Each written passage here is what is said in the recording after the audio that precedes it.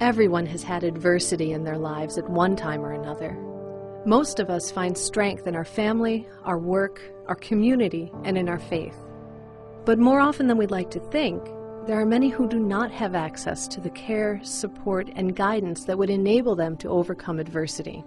What follows is the story of a few of those people who faced poverty, abuse, addiction, and fear, and found a way through adversity to a new life. I'm 36, kind of started out young using drugs and alcohol. At about 15 years old, I started smoking crack and got lost into the streets. Really wanted to escape my reality, so anything that would take me away from my reality was good. I started selling drugs. I had a drug house. I was well known. If you needed to get some weed or something like that, go to Shreese. My daughter was born, and I really wasn't ready for it.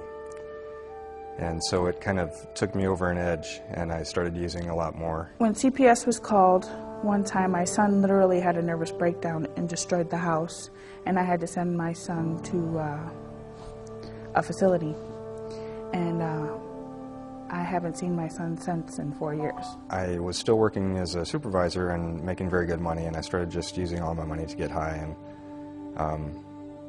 I was really on a downward spiral. I ended up homeless, and I ended up moving in with his friends who, they all did heroin.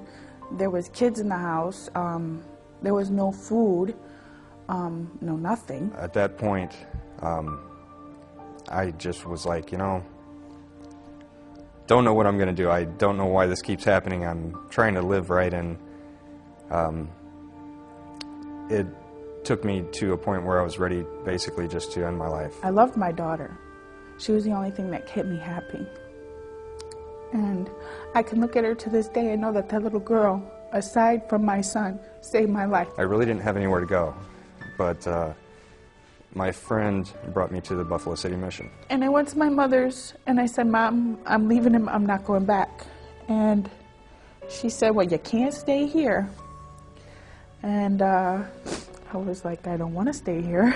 That's when I called Buffalo City Mission Cornerstone Manor. I can say the mission, the program has saved my life.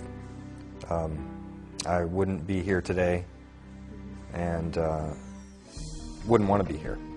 You know, if I hadn't got into the program and worked on the issues I had inside, the anger, the desperation. Oh God, if you only knew. So, I had electricity, hot water. I wasn't going nowhere. And I've gotten back into school, which is an awesome thing. Hopefully soon, with Cornerstone's help, I'll get some kind of relationship back with my son. With what I've been through and the times I should have been dead, you know, I should be helping people. So that's what I'm going to try and do. One thing I can honestly say is that I will always be affiliated with Cornerstone Manor. My daughter will, that's home base. That will always be home base. That's where I'll go to make myself feel better. That's where I'll go to see people that just nurture your soul. Since 1917, the Buffalo City Mission has been a place for second chances, a place for those in need. Sometimes those needs are physical, clothing, a meal, a place to sleep. For many others, the needs are greater. Breaking addiction, reconciliation with family and friends, learning to love and respect others and themselves.